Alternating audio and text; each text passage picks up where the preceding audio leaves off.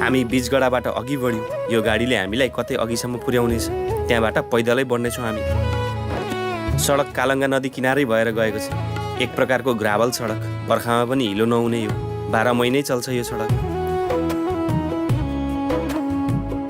बझाङको भित्री भेग छिर्दैछौँ हामी। यहाँ पौडी नामक गाउँ थियो।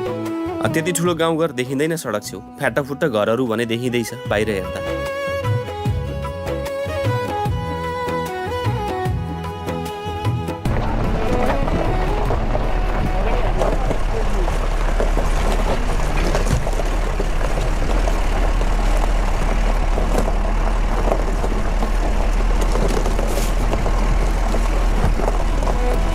बीचगडाबाट करिब 1 घन्टाको सवारी यात्रा गरे पश्चात यो फाँटिलो ठाउँमा आइपुग्यौँ हामी।